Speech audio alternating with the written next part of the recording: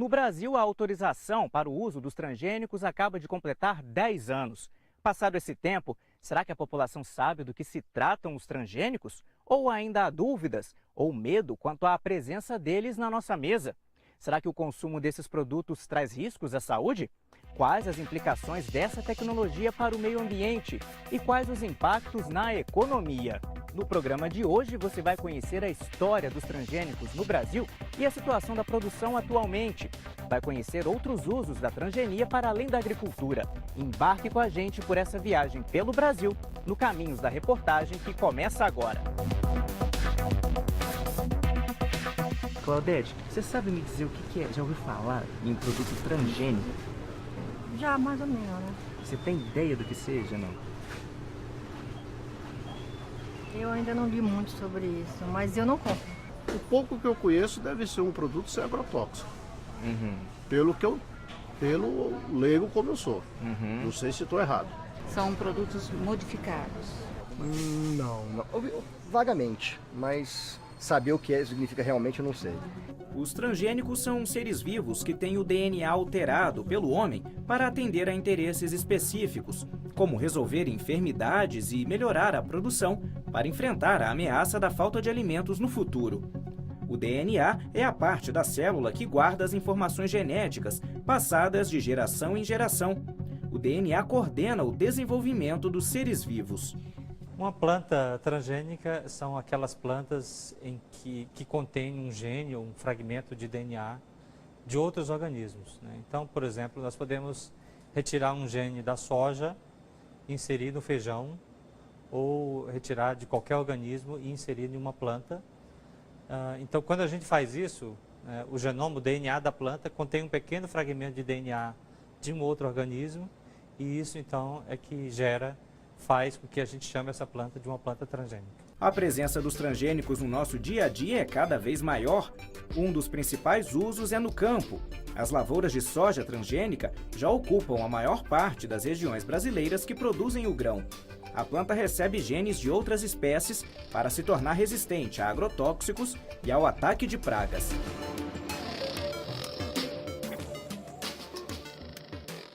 Dez anos após a liberação oficial do uso de organismos geneticamente modificados no Brasil, ainda é grande o debate sobre a segurança do seu uso, principalmente na alimentação. Hoje existe uma polêmica, uma não conclusão sobre o efeito do transgênico na saúde humana. Quer dizer, não existe alguém que fala, olha, realmente isso é bom, isso é mal. Então a gente não tem a verdade, a gente acha que existe uma polêmica. E enquanto isso não for definido, a gente toma uma atitude de precaução a favor de não usar isso nos nossos alimentos, né? A Organização Mundial da Saúde avaliou já há alguns anos que não havia risco para aquelas culturas, principalmente de soja, milho e tal. Mas isso é lógico, é a ciência, né? Isso daí, cada dia vão surgindo novas pesquisas, algumas apontam risco. Tá? E aí os pesquisadores, os cientistas têm que avaliar esse risco. Quando você faz um transgênico, você sabe exatamente o que você colocou lá dentro. Você vai para o laboratório, você faz todas as medidas, você faz todo o estudo, Ele não foi produzido hoje e foi colocado amanhã para ser consumido ou para ser liberado, ou enfim. Transmite uma segurança porque ele foi muito bem estudado. Todos os seres vivos, sob situação de estresse, manifestam reações inesperadas. Com as plantas transgênicas também é assim. E nós, avaliando as plantas transgênicas antes da liberação comercial, apenas sob condições ótimas, não temos como perceber as reações que elas terão sob condições extremadas no mundo real. Então nos falta essa informação. Nem todos sabem, mas no Brasil existe uma lei que regula a pesquisa e o uso de transgênicos. No Brasil há um decreto de 2003, que determinou que todos os alimentos que contêm transgênicos em sua composição, quando acima de 1%, deve ser informado para o consumidor. A informação deve vir da seguinte forma, com um triângulo amarelo no canto da embalagem, com um T dentro do triângulo. E também embaixo escrito que ali contém organismo geneticamente modificado. Os brasileiros já consomem soja e milho geneticamente modificados e em breve estaremos comendo também o feijão transgênico.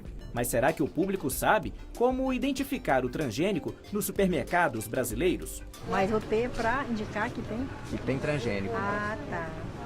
Mas assim, a maioria das pessoas não sabe, Não, né? não sabe, não. Você acha que deveria ser como a informação? Como eu acho que assim, mais explicando e maior, né? Tinha ideia de que isso aqui significava que o produto tem transgênico? Não, Você acha que deveria ser melhor informado? com certeza. Como é que você acha que deveria ser na embalagem? Ué, deveria vir a palavra mesmo, né? Transgênico. Não uma sigla para que a gente identificasse melhor. Esse aqui consta que contém milho transgênico. Esse aqui já... É só o Tzinho, né? Pois é. Você acha que tinha que ter escrito? Eu acho que tinha que ter escrito. O produto a partir do milho transgênico, é isso? É isso. Você acha que essa informação é clara? Não, desse tamanho, não dá para enxergar. Como é que eu vou enxergar isso? A soja é o transgênico mais cultivado por aqui. E a variedade mais usada pelos agricultores brasileiros é a soja RR. Ela recebeu genes de uma bactéria para se tornar resistente a um herbicida chamado Roundup, que também é conhecido pelo nome do seu princípio ativo, glifosato. Trata-se de um agrotóxico usado para matar as chamadas ervas daninhas. O produto é aplicado na lavoura, as plantas invasoras morrem e os pés de soja permanecem intactos.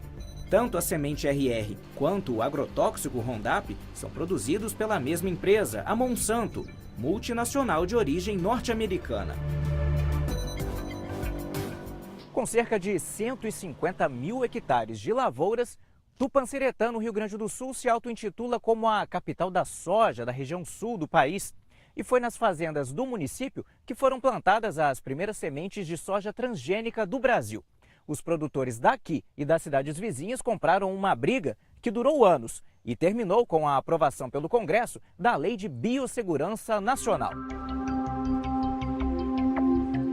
Na pequena cidade, com cerca de 20 mil habitantes, é fácil encontrar quem se lembra da chegada da soja transgênica. O povo não comentava que ninguém queria comprar, né? Porque do negócio do preço, né? Porque queriam a soja que fazia muito, podia fazer mal para a pessoa, né, patrão? Podia gerar câncer, esse troço aí, entendeu? Era o que se falava Era o que se falava na época, né? Que queriam a soja comum, que se plantasse, né?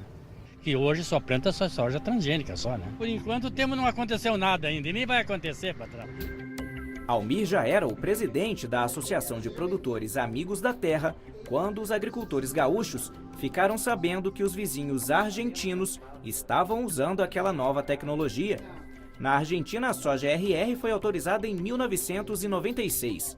Em 98, a Monsanto entrou com o pedido de liberação comercial da soja no Brasil.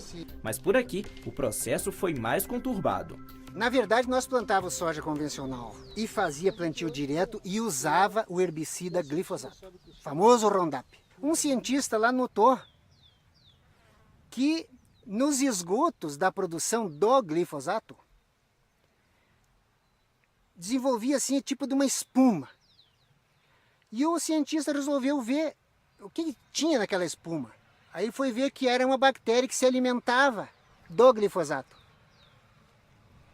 Então o cientista, que naturalmente era diferenciado, ele pensou, bom, então se eu descobrir qual é o gene que está nessa bactéria, que metaboliza o princípio ativo do veneno e faz com que a planta não fique suscetível ao veneno, e nós colocar na soja, essa soja ficar resistente ao veneno, vai ser show de bola. E o cara fez isso. Então, para nós que conhecíamos a soja, conhecíamos o herbicida, conhecíamos as nossas deficiências e o potencial do herbicida, sabendo da notícia, nós procuramos a empresa e que queria saber quando é que eles iam trazer essa tecnologia para o Brasil. Para nossa surpresa, quando nós vimos duas ações, do IDEC e do Greenpeace contra a liberação dos transgênicos no Brasil. Ainda não tinham estudos adequados sobre os impactos para a saúde e para o meio ambiente.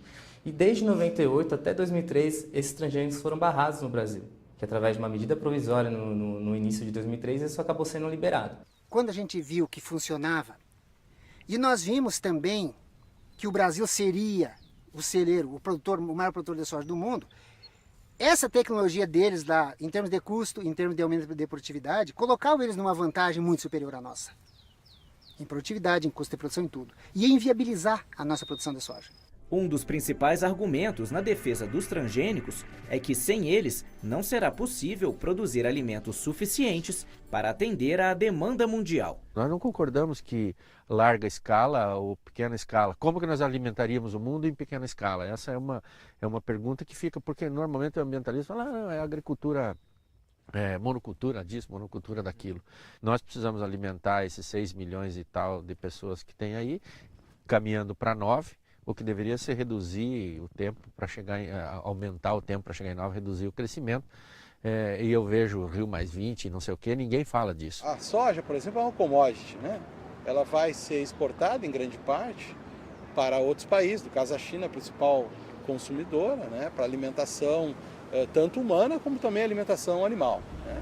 Nos deixa mais angustiados, eu que trabalho com plantas nativas e biodiversidade, é que nós viajamos para o interior, uns anos para cá, e vemos enormes desertos de soja ou milho, enfim, grandes monoculturas, e aquele pequeno matinho que existia e que a gente levava os alunos para ver, não existe mais. E o produtor, o argentino, ele colocou para nós, vocês querem a soja transgênica, nós levamos lá na lavoura de vocês. E trouxeram essa soja aqui. Uma variedade era chamada de Mercedes 70, porque veio num caminhão Mercedes de anos 70.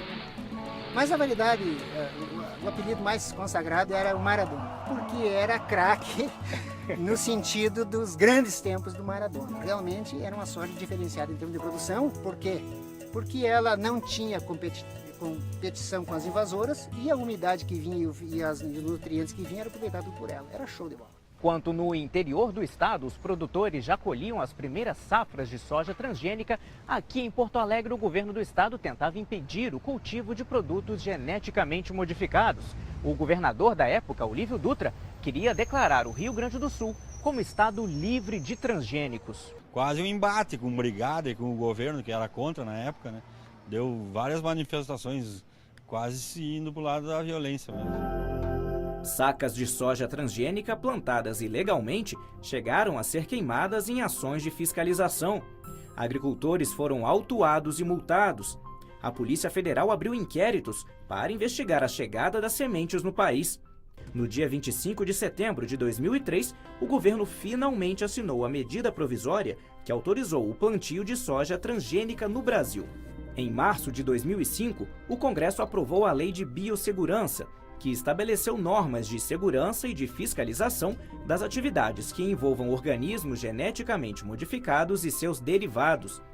A mesma lei regulamentou o uso de células-tronco embrionárias humanas em pesquisas.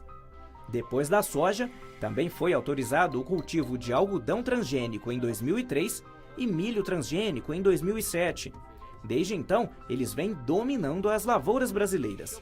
Hoje, a área plantada com grãos no Brasil é de 55 milhões de hectares. Desse total, 40 milhões receberam sementes transgênicas na última safra. Hoje somos o segundo maior semeador de transgênicos do mundo, perdendo apenas para os Estados Unidos. A soja lidera com folga nos dois países. Aqui ela ocupa 67,2% da área com culturas geneticamente modificadas.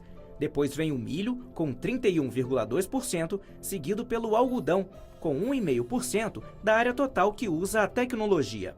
Com o milho transgênico, a história foi um pouco diferente.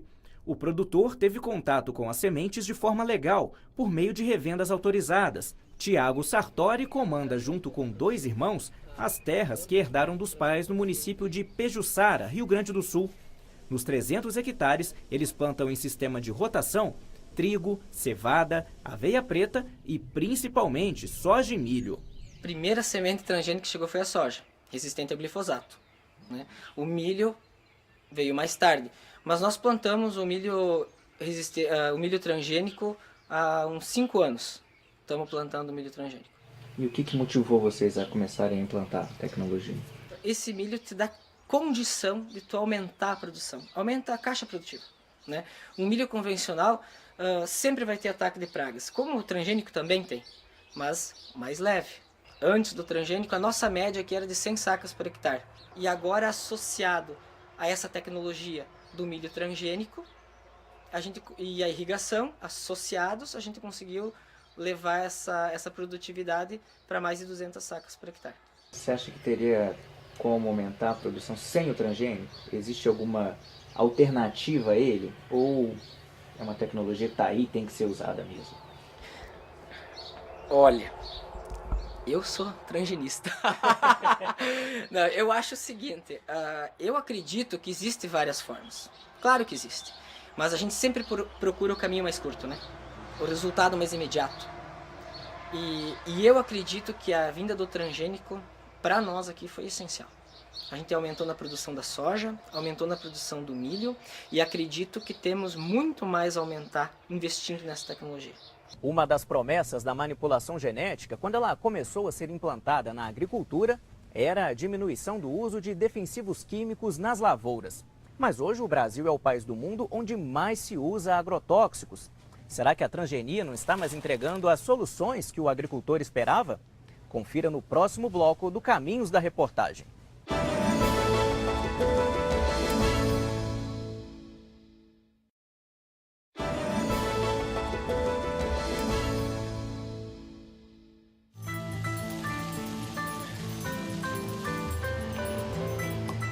Em Juí fica a sede da Associação dos Produtores de Milho do Rio Grande do Sul. Nossa recepção na cidade foi calorosa, um belo café da manhã. Pudim, bolo, pamonha, curau, tudo à base de milho transgênico. E as senhoras que organizaram o banquete fizeram questão de dizer, ali não tinha nem metade das receitas da comunidade. Nossos avós criaram os filhos, a família toda, com a produção de milho. Era polenta com leite, era polenta, né, de meio-dia e de noite, né, sempre, né. Então, a gente pensou, por que não, né, buscar o que foi feito antigamente, trazer para hoje. Daí a gente montou aquele livrinho, né, que tem ali várias receitas.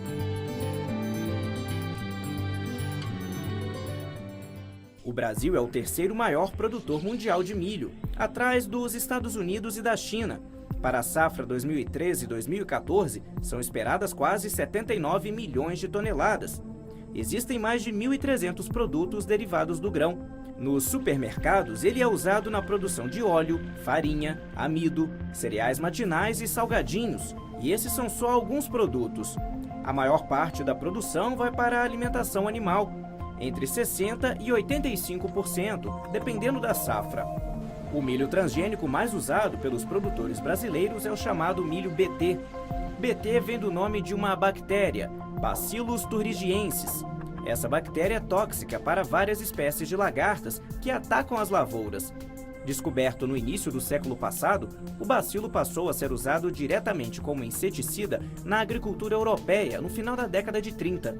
Mais tarde, com a manipulação genética, foi possível inserir o gene que produz a toxina dentro da planta do milho. Quando a lagarta come alguma parte do milharal, acaba morrendo. Além dessa característica inseticida, também há no mercado um milho transgênico com um gene de resistência ao glifosato, o mesmo agrotóxico usado nas lavouras de soja.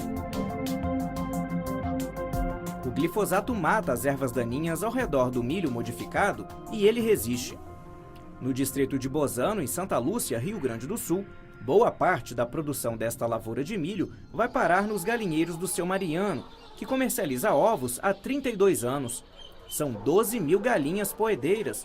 Na ração que ele mesmo prepara, vai uma mistura de milho, farelo de soja, farelo de ostras, trigo, sal e alguns minerais. O milho, ele, em quantidade, no volume da ração, ele é uns 60%.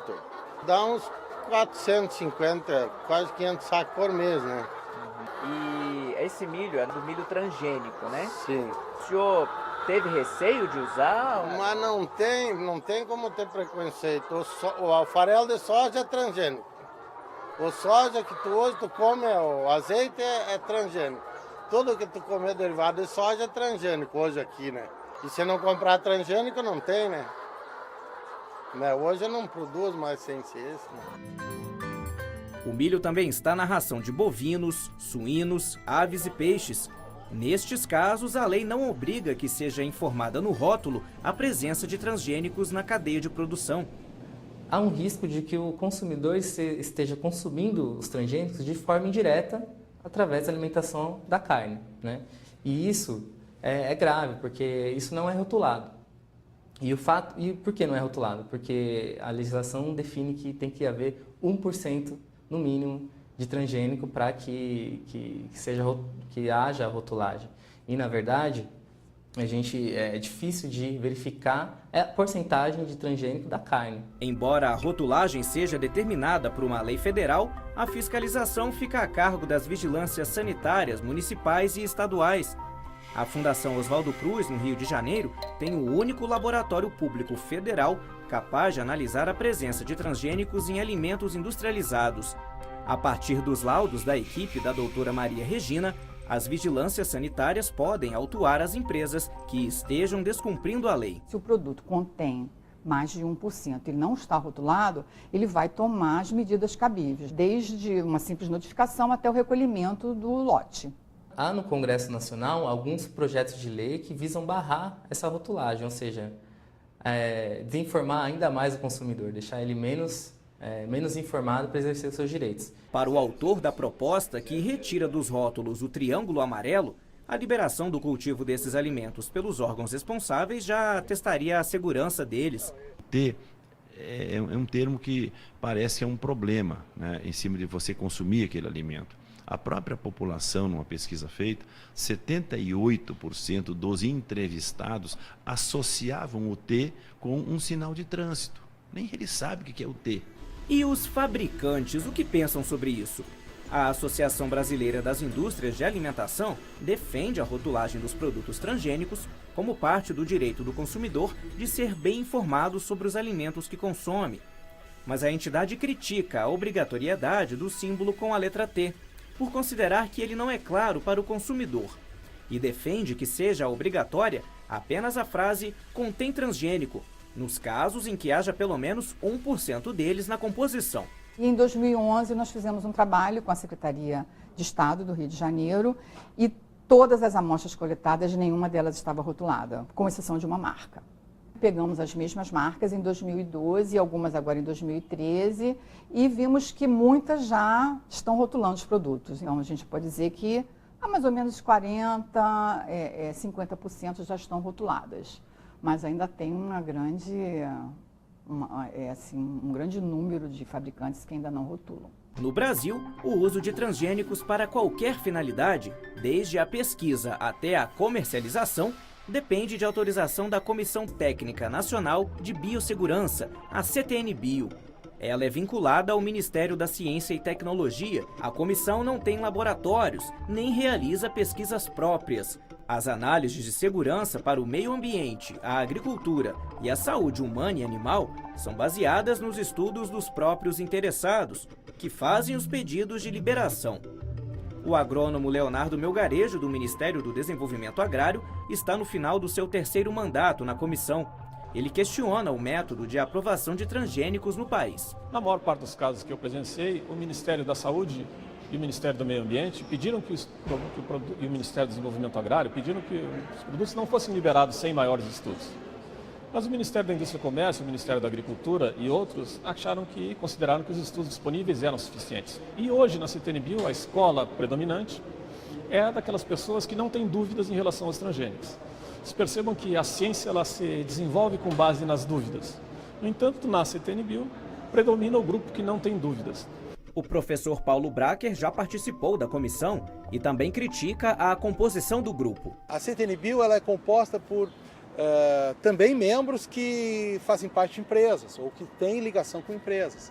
Então você tem um conflito de interesses enorme. Todo indivíduo que, uma vez membro da CTN-Bio, ele vai ter uma postura ética e vai, toda vez que ou a entidade dele, ou a instituição dele de origem, ou um produto que ele tenha participado, mesmo que minimamente, ele sai dessa votação. A maioria dos pedidos de liberação feitos à CTN-Bio vem do setor agropecuário.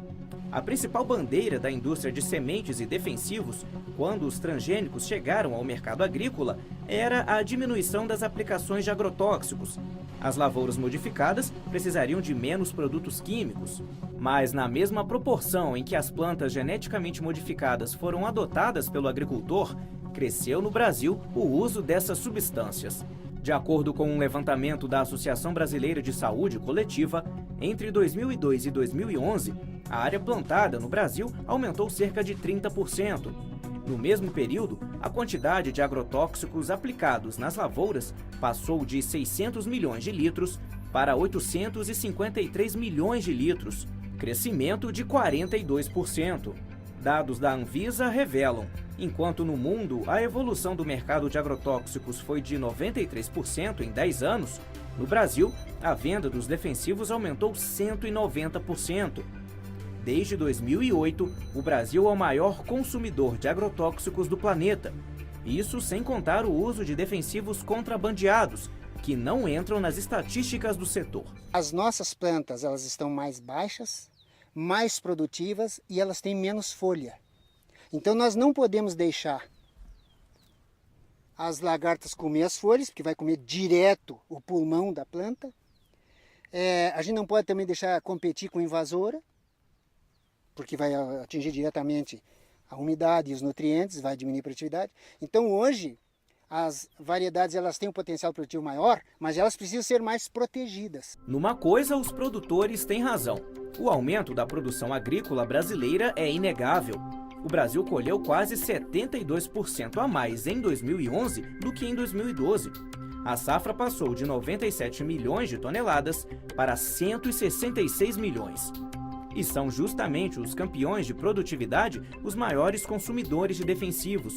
Só as lavouras de soja absorveram em 2012, ano do último levantamento disponível, 47% dos agrotóxicos vendidos no país. O glifosato, principal químico usado na soja transgênica, é considerado pela Anvisa um agrotóxico de baixo risco. Existe um rigoroso controle do Ministério da Agricultura sobre isso e exige das empresas, na hora de registrar, uma série de testes demonstrando isso. Então, usando adequadamente, os produtos químicos são relativamente seguros. Em 2012, um estudo do cientista francês Gilles-Éric Seralini assustou o mundo. Ele atribuía ao consumo de glifosato e milho transgênico o surgimento de tumores em ratos. A pesquisa foi feita em sigilo, envolveu 200 cobaias e durou 2 anos. Pouco tempo depois da publicação dos resultados, o governo brasileiro pediu um parecer da Comissão Técnica Nacional de Biossegurança. 2 pesquisadores da CTN Bio e outros 2 estudiosos independentes concluíram que o trabalho de Seralini não era confiável por cometer algumas falhas de procedimentos.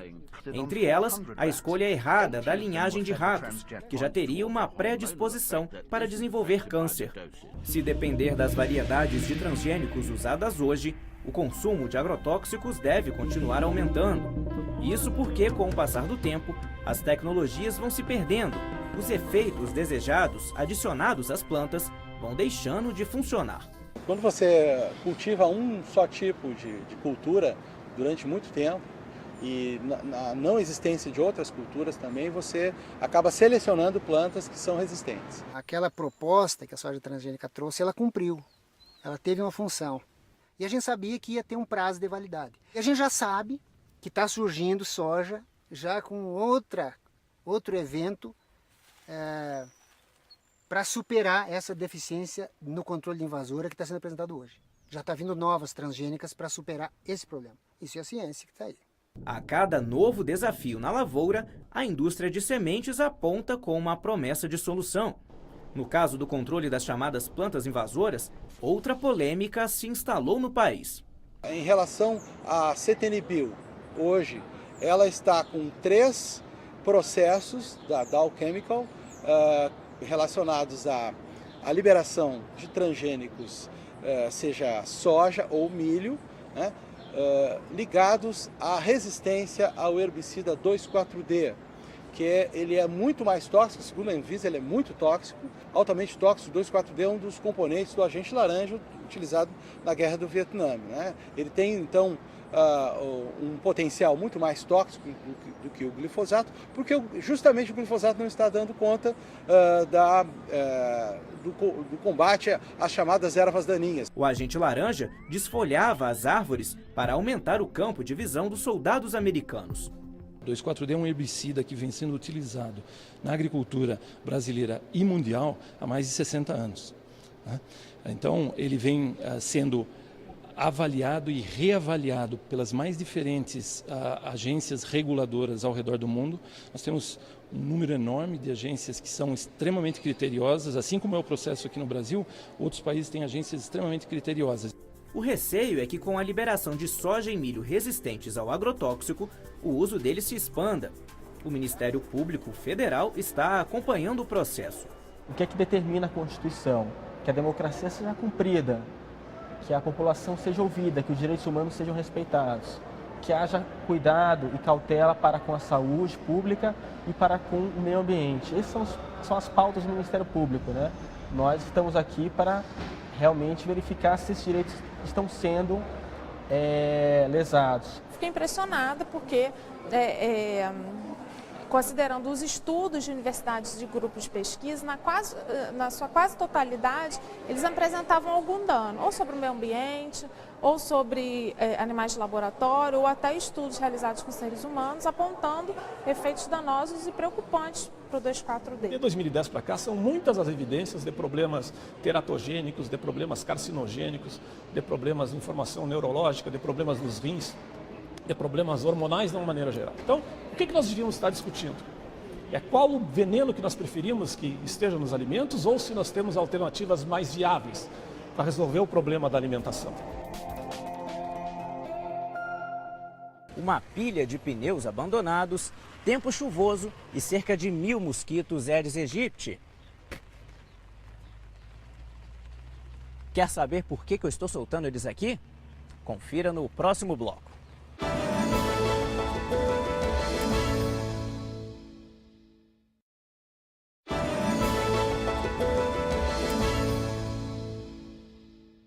Os agricultores costumam chamá-la de insaciável. A pequenina lagarta Helicover parmígera tem atacado culturas inteiras de algodão, soja, feijão, milho e hortaliças. O surgimento dessa nova praga fez com que o governo autorizasse o uso de uma substância até então proibida e que vem aumentar a lista de agrotóxicos em uso no país, o benzoato de emametina. A espécie foi identificada pela primeira vez na Bahia na safra de 2012 e a Embrapa calcula prejuízos de 10 bilhões de reais desde que a praga entrou no território nacional. Já está autorizado a importação do produto, só que nós na Bahia temos um problema que é a não autorização do Ministério Público, porque o Ministério Público alega que precisa ser mais testado na região. Na realidade, o Ministério da Cultura foi sensível aos apelos dos produtores de que nós estamos sob um regime de calamidade.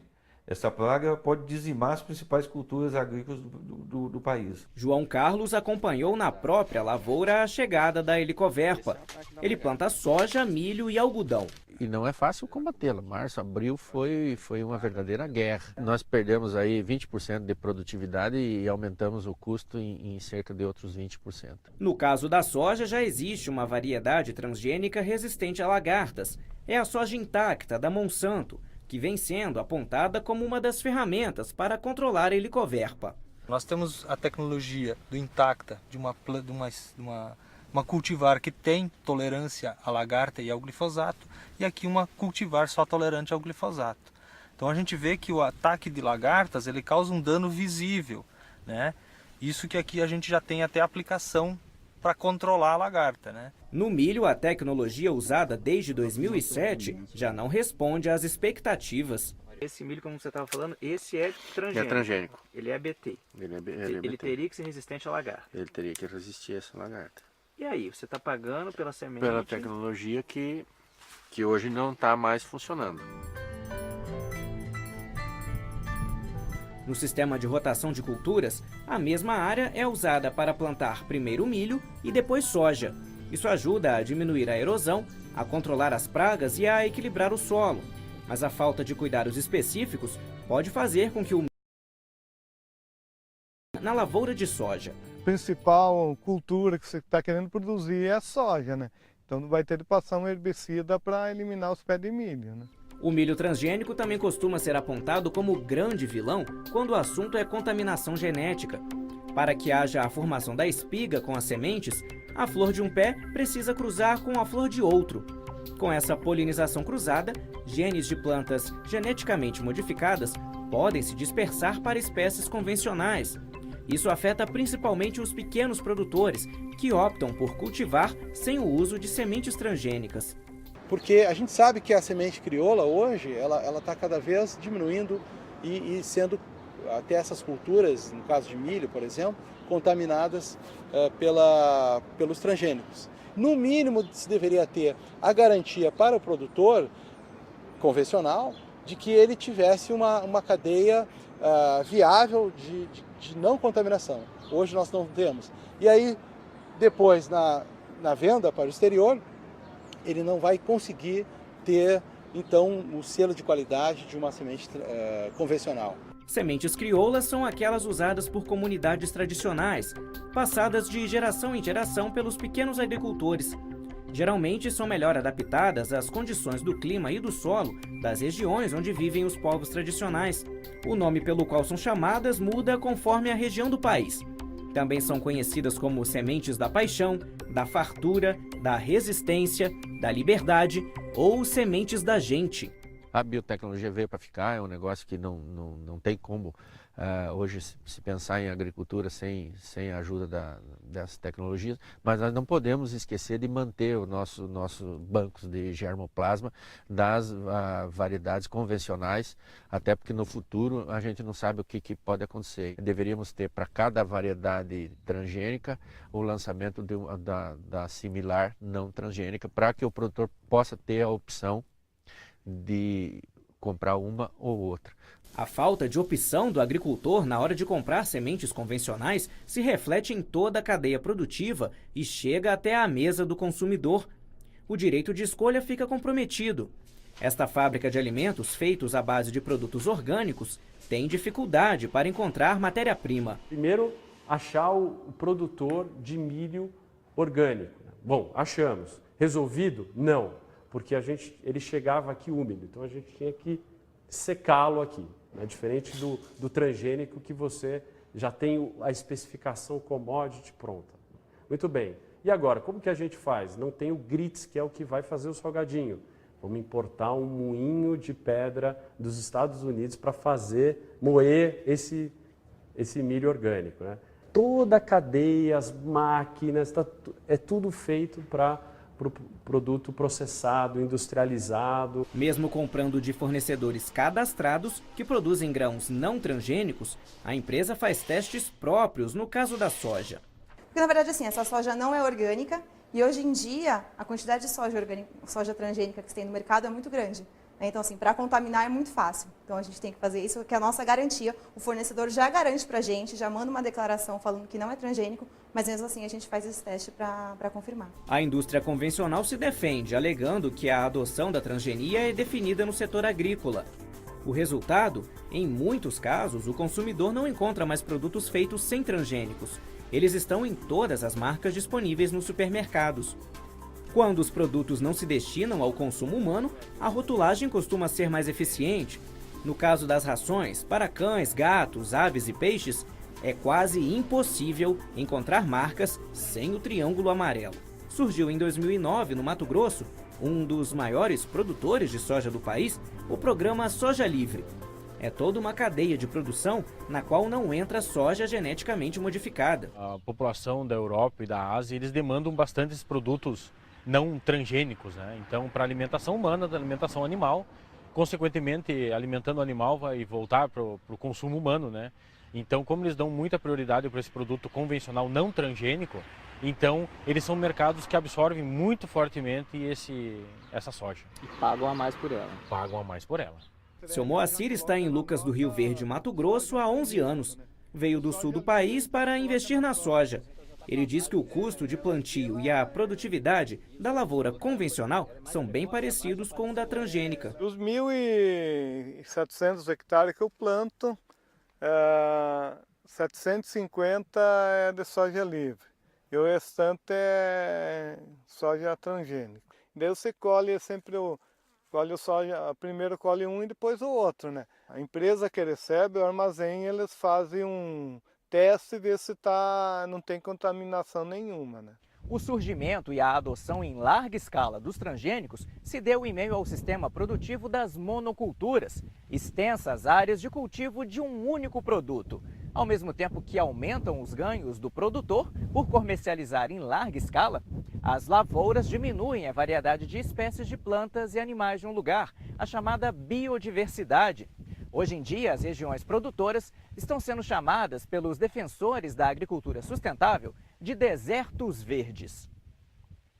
A FAO ela reconhece hoje que essa agricultura moderna ela já eliminou com 75% das culturas mesmo convencionais, né? Essa agricultura moderna ela realmente ela não consegue conviver com a biodiversidade brasileira. Talvez esse modelo de produção devesse ser revisto, né? E aí, em vez de produzir essas commodities, produzir outras culturas, intercalar as culturas.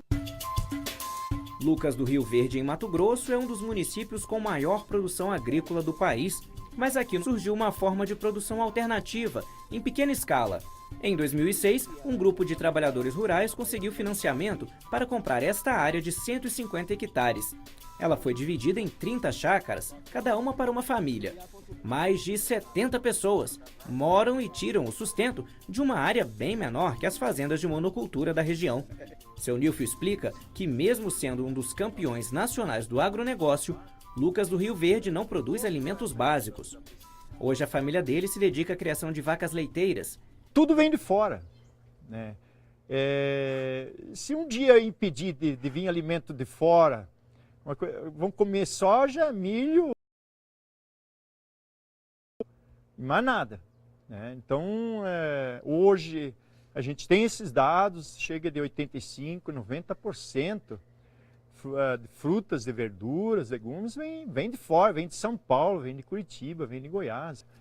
Eu não sou contra plantar soja, mas eu sou contra querer plantar só soja. Numa outra chácara do projeto, seu Denis dá aula de produção diversificada. Alface, milho verde, jiló, quiabo, porco caipira, galinha caipira, e eu crio frango branco também.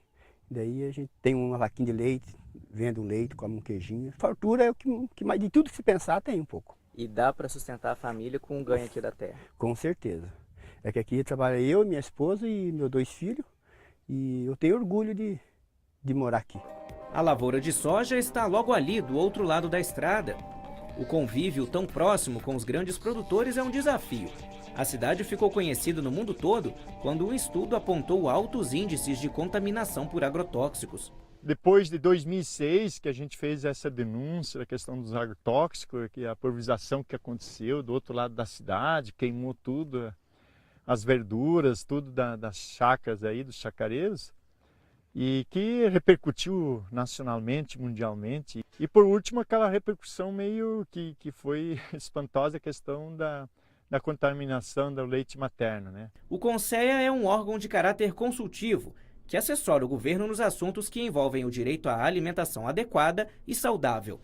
Num documento elaborado em julho de 2013, o CONSEA denunciou o controle do mercado brasileiro de sementes por empresas multinacionais que estimulam o uso de agrotóxicos. Isso ocorre por causa da venda da semente associada ao produto químico. Todos os cultivos liberados até hoje no Brasil usam tecnologia transgênica e defensivos agrícolas produzidos por 6 grandes empresas transnacionais. Elas lideram o setor em nível global. Dos Estados Unidos vieram Monsanto, DuPont e Dow AgroSciences. Também estão por aqui as alemãs BASF e Bayer e a Suíça Syngenta. Os produtores rurais reclamam do custo para adquirir os pacotes tecnológicos. Uma vez que uma tecnologia implantada, ele se sente pressionado pelo sistema. Hoje, qual produtor que planta soja convencional? Não existe. Os multinacionais sabem disso, né? Que o processo de separar uma cultivar da outra é muito difícil, né? Então, uma vez implantada a tecnologia, ela se expande. Em junho de 2013, uma decisão do Superior Tribunal de Justiça, motivada por uma ação da Associação dos Produtores de Soja e Milho do Mato Grosso, determinou que a Monsanto suspendesse a cobrança de royalties, valor pago pelo uso da tecnologia. A Embrapa é a única empresa nacional que já possui a licença comercial de uma variedade de transgênico. O feijão carioquinha transgênico foi desenvolvido para resistir a um ataque de um vírus, que causa uma doença bem conhecida pelos produtores, o mosaico dourado. Temos analisado as variedades comerciais carioca e quando comparamos com as variedades já usadas carioca, nós não encontramos nenhuma diferença do ponto de vista nutricional. Por enquanto, o feijão transgênico é cultivado apenas nas fazendas da Embrapa. A previsão é de que ele esteja disponível para os produtores em 2015. E nos anos seguintes, após as primeiras colheitas comerciais, deve chegar à mesa dos brasileiros. O que nós esperamos é que a gente possa aumentar a disponibilidade de feijão ao longo do ano, ou seja, estabilizar a produção ao longo do ano, né, evitando esses picos de preço, né, que causam problemas sérios para a população. Nós esperamos reduzir a aplicação, gerar uma redução na aplicação de inseticidas, reduzir, por exemplo, de 15 ou 16 aplicações para 2 ou 3 aplicações, para controlar a mosca branca, que é o inseto que transmite o vírus, e ela não vai conseguir funcionar como vetor do vírus. Então nós podemos manter uma população mais alta, aplicando menos inseticidas. Ao contrário do que costuma ocorrer nas sementes transgênicas desenvolvidas pelas empresas privadas, o feijão transgênico da Embrapa não vai exigir o uso de um determinado agrotóxico associado. A manipulação genética não é usada só na agricultura. Na Bahia está em andamento um dos maiores projetos voltados para a saúde pública envolvendo transgênicos. Na cidade de Juazeiro, às margens do Rio São Francisco, divisa com Pernambuco, em 2 bairros foram soltos milhões de mosquitos Aedes aegypti modificados geneticamente. A mutação causa a morte prematura das larvas geradas pelos pais transgênicos. Você cria uma grande população desses insetos, é uma criação em massa, pega os machos, esteriliza por algum tipo de fonte de esterilização, ou raio gama ou raio X, e libera esses insetos na natureza. Numa grande proporção, você lida com esses números e aí faz com que essa população se reduza. Os mosquitos, o que foi pensado foi obter o mesmo tipo de resposta, agora, ao invés de usar essas fontes radioativas, você usar a transgenia. Então aqui é o que a gente chama de colônia, que é a nossa produtora de ovos, né? Então nós temos várias dessas gaiolas. Dentro dessas gaiolas a gente tem 1.500 fêmeas e 500 machos, que estão aqui dentro basicamente para produzir os nossos ovos. Depois os ovos são contados e armazenados. Em seguida seguem para essas bandejas, onde se transformam nas larvas. Quando atingem uma fase de desenvolvimento chamada pupa, machos e fêmeas são separados. Isso é possível porque as fêmeas são maiores e ficam presas nessa espécie de funil. A soltura dos mosquitos transgênicos aqui no bairro de Itaberaba, em Juazeiro, começou em fevereiro de 2011 e foi até novembro de 2013. Nos últimos levantamentos dos pesquisadores, de todas as larvas encontradas, 86% eram transgênicas, ou seja, não se tornariam mosquitos adultos. Numa outra localidade, na região rural de Juazeiro, os resultados foram ainda melhores, com os índices chegando a 100%. O bairro não foi escolhido à toa. A falta de saneamento e fornecimento de água incentivam um comportamento que favorece a presença de criadouros do mosquito. Meu marido já teve umas 3 vezes. Já teve 3 vezes? Quase morreu por causa da dengue. Diminuiu mais os casos, né? Depois disso, no esgoto mesmo ali em frente da minha casa, tá tendo muitas aquelas larvinhas. O projeto já começou a ser aplicado em uma cidade inteira, Jacobina, também no norte da Bahia. Aqui, 4 milhões de mosquitos Aedes aegypti transgênicos serão liberados toda semana. Vai ter que ser contínua. Ela faz uma barreira contínua. Como, por exemplo, o programa da mosca da fruta, que na Califórnia foi erradicada, e eles continuam liberando para fazer a barreira, para não ter a reintrodução.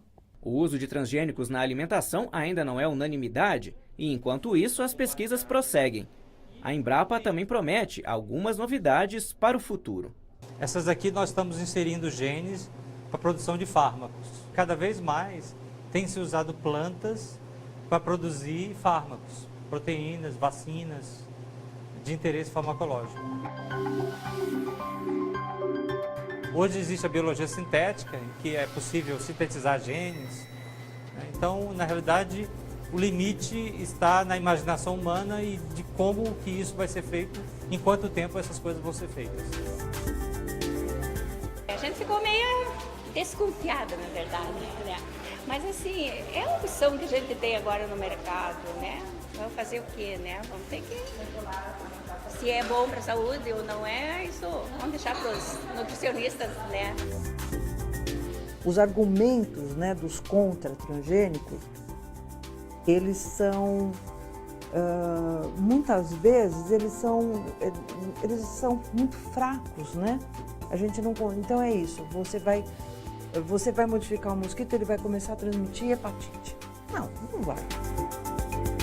A defesa sobre os transgênicos é de que a agricultura familiar, agroecologia, orgânicos, você não acaba com a fome no mundo. Isso é uma grande polêmica mesmo. Acho que o mundo tem que agradecer aos grandes produtores que têm a coragem de pegar seus recursos, muitas vezes nem seus, recursos de bancos, e colocarem aqui na terra. Quando dá certo e se transforma fertilizante, semente e defensivos, se transforma numa espiga de milho que está ali, é porque deu resultado. Eu acho que fazer um grande debate e olharmos para a nossa biodiversidade, a quantidade de plantas que nós temos à nossa disposição que estão desaparecendo. A gente não tem a verdade aqui, mas existem vários estudos que, se você respeitar a vocação do clima local, do controle de pragas natural, você consegue uma produtividade agrícola compatível à produção de escala com defensivo agrícola, agrotóxico, né, ou com transgênico.